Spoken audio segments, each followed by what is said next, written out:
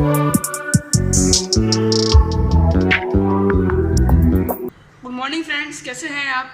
और स्वागत है आपका मेरे YouTube channel the study page में। दोस्तों, मैं हूं आदित्य विश्नई और आज हम हिंदी मधु पाठमाला कक्षा 8 का जो हमारा तीसरा चैप्टर है संसार सागर का नाम नए को करेंगे। तो दोस्तों चलिए इसको स्टार्ट करते हैं। तो यहाँ पे हमें इस चैप्टर में क्या है कि जैसे हम जब पुराने ज़माने में जब हमारे जो तालाब थे वो जो है खुद से जो है नहीं बनते थे, उनको जो है हम लोग है वो बनाते थे। तो आजकल जो है मशीन्स है, बहुत सारी टेक्नोलॉजी आ गई, इसकी वजह से क्या है जो उन लोगों की जो रोज़गार है वो छीन गया है। तो ये जो अनाम नायक है जिन्होंने हमारे लिए इतने सारे तालाब बनाए हैं, उन सब के बारे में जो है इस चैप्टर में बात करने वाले हैं। कौन थे संसार सागर के अनाम नायक? सैकड़ों हज़ारों तालाब अचानक से प्रकट नहीं हुए थे। इनके पीछे हज़ारों लोग थे जिन्होंने इसे बनवाया। लेकिन पिछले 200 वर्षों में नए किस्म की थोड़ी सी पढ़ाई पड़ गए समाज ने तालाब बनाने वालों को शून्य ही बना दिया। इस नए समाज के मन में यह जानने की भी उत्सुकता नहीं बची कि उनसे पहले के दौर में इतने सारे तालाब भला कौन बनाता था। आज जो नाम हो गए उनका एक समय में बड़ा नाम था। पूरे देश में तालाब बनते थे और बनाने वाले भी पूरे देश में थे। कहीं यह विद्या जाति के विद्यालय में सिखाई जाती थी तो कहीं यह जात सटकर एक विशेष पांति भी जो है बन जाती थी। बनाने वाले लोग कहीं एक जगह बसे मिलते थे तो कहीं वे घूम कर इस काम को करते थे। यानी दोस्तों, ये जो अनाम नायक है ये इनको जो है कभी कभी जो है हमारे इनके जो जाति के विद्यालय थे उनके अंदर से सिखाया जाता था, तो कभी जात से जो है हटकर एक जो है विशेष जो है पांत बन जाता था, यानी एक काम बन जाता था। और जो बने हुए लोग थे इनमें ना बहुत सारे अलग अलग तरह के मीन्स जो लोग थे जो अपने अलग अलग तरीके से जो है काम करते थे। तो कोई जो है एक जगह पे जो है बसे मिलते थे और कोई जो है घूम कर अलग अलग जगहों पे जाकर जो है अपना काम करते थे। तो हम यहाँ पे पहले जो है हमारे जो लोग हैं जो जाति है वो है गजदर। गजदर एक सुंदर शब्द है तालाब बनाने वालों को आदर के साथ याद करने के लिए। राजस्थान के कुछ भागों में यह शब्द आज भी बाकी है। गजदर यानी जो गज को धारण करता है और गज वहीं जो नापने के काम आता है। लेकिन फिर भी समाज ने इन्हें 3 हाथ की लोहे की छड़ लेकर घूमने वाला मिस्त्री नहीं माना। गजदर तो समाज की गहराई नाप ले, उसे ऐसा दर्जा दिया गया है। तो गजदर वास्तुकार थे। गांव समाज हो या नगर समाज, उसके नर निर्माण की रख रखाव की जिम्मेदारी गजदर ही निभाते थे। नगर नियोजन से लेकर छोटे निर्माण के काम गजदर के कंधों पर टिके थे। वे योजना बनाते थे, कुल काम की जो है लागत यानी जो पैसा उसमें लगने वाला वो निकालते थे, काम में लगने वाली सारी सामग्री जुटाते थे और इस सब के बदले वे अपने जजमान से ऐसा कुछ नहीं मांग बैठते थे जो वह दे न पाए। लोग भी ऐसे थे कि उनसे जो कुछ बनता वो गजदर को जो है भेंट कर देते थे। यानी यहाँ पे जो भेंट कर देते थे यानी उसको मीन्स दे देते थे उनको जो अपने काम के बदले में। जैसे आजकल हमारी सैलरी होती है, जैसे पैसे मिलते हैं, तो उस टाइम ऐसा नहीं हुआ करता था। तब के टाइम में जो है काम करने के बदले में थोड़ा सा पैसा या फिर कोई चीज़ दी जाती थी। तो जो लोग थे वो कुछ ना कुछ उनको देते थे, यानी उनको भेंट करते थे, गिफ्ट देते थे। काम पूरा होने पर पारिश्रमिक के अलावा गजदर को सम्मान भी मिलता था। सरोपा भेंट करना अब शायद सिर्फ सिख परंपरा में ही बचा है।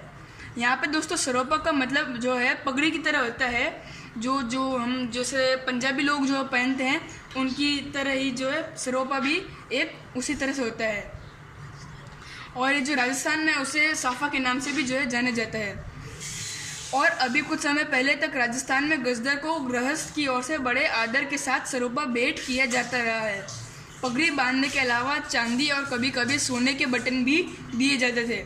यानी जो सरोपा है, सरोपा जो हम देते थे उसके अलावा कभी चांदी या फिर कभी जो है सोने के बटन ये भी जो है दिए जाते थे। क्या दिए जाते थे? बटन जो है सोने के चांदी के।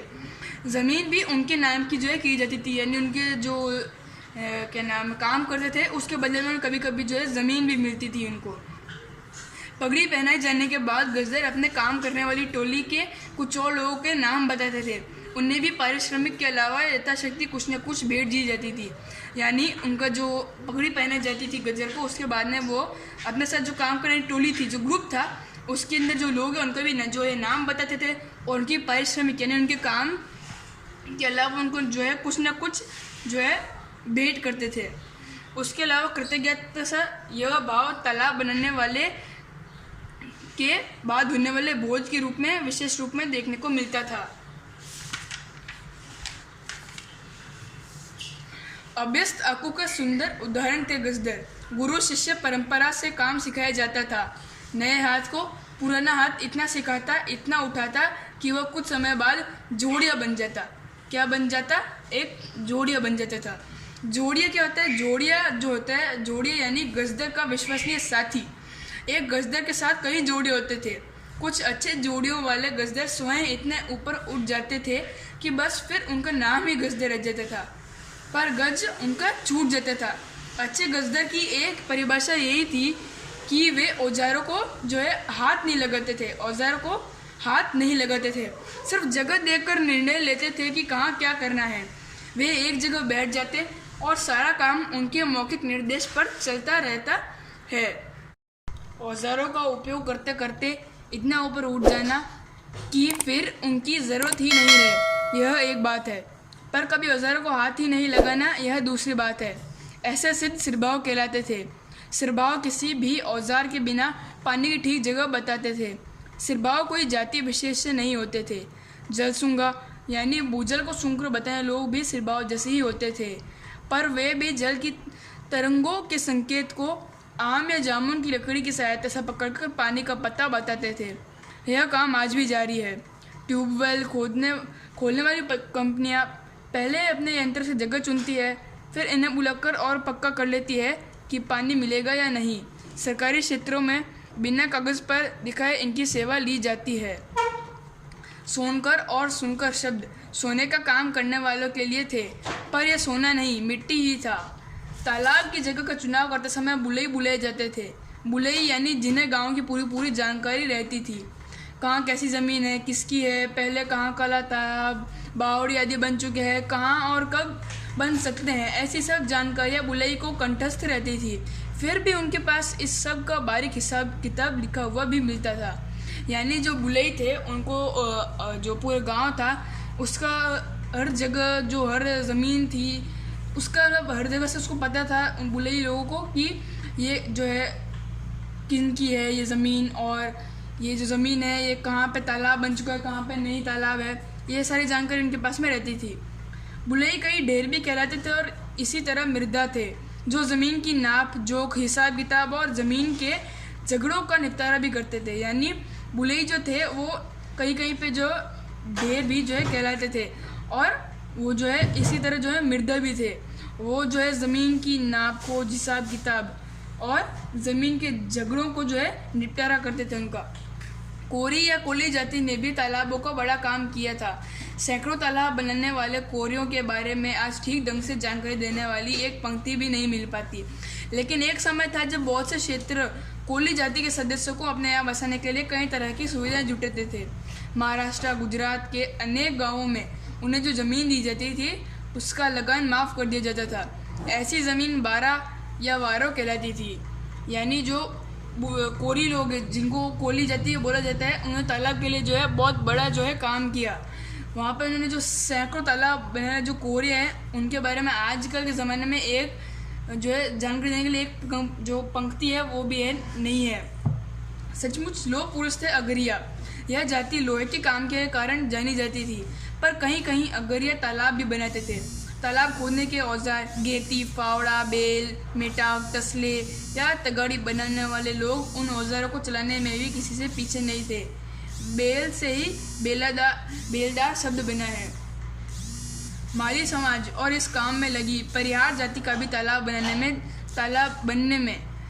बनने पर उसमें कमल कुमुदिनी लगाने में योगदान रहता था। कहीं कहीं तालाब के किनारे कुछ ज़मीन केवल माली परिवारों के लिए सुरक्षित रखी जाती थी। उनका जीवन तालाब से चलता था और जीवन भर वे तालाब की रखवाली करते थे। राजस्थान में यह काम मीणा करते थे। अलवर जिले में एक छोटी सी नई संस्था तरुण भारत संघ ने पिछले 10 वर्षों में 2000 से अधिक तालाब बनाए हैं। उससे हर गांव में यही लगा कि पूरा गांव तालाब बनाना जानता है। कठिन से कठिन मामलों में संस्था को बाहर से कोई सलाह नहीं लेनी पड़ी, क्योंकि भीतर तो मीणा थे जो पीढ़ियों से यहाँ तालाब बनाते रहे हैं। एक तरफ दक्षिण में नीरघंटी जैसे हरिजन थे तो पश्चिम में पालीवाल जैसे ब्राह्मण भी थे। जैसलमेर जोधपुर के पास 10वीं सदी में पल्ली नगर में बसने के कारण यह पल्लीवाल या पालीवाल कहलाए। इन ब्राह्मणों को मरुभूमि में बरसने वाले थोड़े से पानी को पूरी तरह से रोक लेने का अच्छा कौशल सध गया था। वे खडीन के अच्छे निर्माता थे। मरुभूमि का कोई ऐसा बड़ा टुकड़ा जहाँ पानी बहकर आता तो वहाँ 2 या 3 तरफ से मेड़बंदी कर पानी रोककर विशिष्ट ढंग से तैयार बांधनुमा खेत को खडीन कहा जाता था। खडीन खेत के बाद में है। पहले तो तालाब ही। मरुभूमि में सैकड़ों मन अनाज इन्हीं खडीनों में पैदा किया जाता रहा है। आज भी जोधपुर, जैसलमेर, बाड़मेर क्षेत्र में सैकड़ों खडीन खड़ी नज़र आ जाती है। लेकिन पानी के काम के अलावा स्वाभिमान भी क्या होता है इसे पालीवाल ही जानते थे। जैसलमेर में न जाने कितने गांव पालीवालों के थे। राजा से किसी समय विवाद हुआ, बस रातों रात पालीवालों के गांव खाली हो गए। एक से एक कीमती सुंदर घर, कुएं, खडीन सब छोड़कर पालीवाल राज्य से बाहर हो गए। आज उनके वीरान गांव और घर जैसलमेर में पर्यटकों को गाइड बड़े गर्व के साथ दिखाते हैं। पालीवाल यहाँ से निकलकर कहाँ कहाँ गए इसका अंदाज ठीक से नहीं है, पर एक मुख्य धारा आगरा और जौनपुर में जा बसी थी। अपने पूरे शरीर पर राम नाम का गुदवाने वाले और राम नाम की चादर ओढ़ने वाले छत्तीसगढ़ के राम नामी तालाबों के अच्छे जानकार थे। मिट्टी का काम राम का ही नाम था इनके लिए। रायपुर, बिलासपुर और रायगढ़ जिलों में फैले इस संप्रदाय के लोग छत्तीसगढ़ क्षेत्र में घूम घूम कर तालाब खोदते रहे हैं। संभवतः इस घूमने के कारण ही इन्हें बंजारा भी मान लिया गया था। छत्तीसगढ़ में कई गांवों में ये लोग कहते हुए मिल जाएंगे कि उनका तालाब बंजारों ने बनाया था। रामनामी परिवारों में हिंदू होते हुए भी अंतिम संस्कार में अग्नि नहीं दी जाती थी, मिट्टी में दफनाया जाता था, क्योंकि उनके लिए मिट्टी से बड़ा और कुछ नहीं। जीवन भर राम का नाम लेकर तालाब का काम करने के लिए जीवन के पूर्ण विराम के लिए इससे पवित्र और कौन सी रीति होगी। आज ये सब नाम अनाम हो गए हैं। सैकड़ों हजारों तालाब शून्य में से प्रकट नहीं हुए थे, लेकिन उन्हें बनाने वाले लोग आज शून्य बना दिए गए हैं। इसका जो लेख है, इसके जो लेखक है वो है अनुपम मिश्र।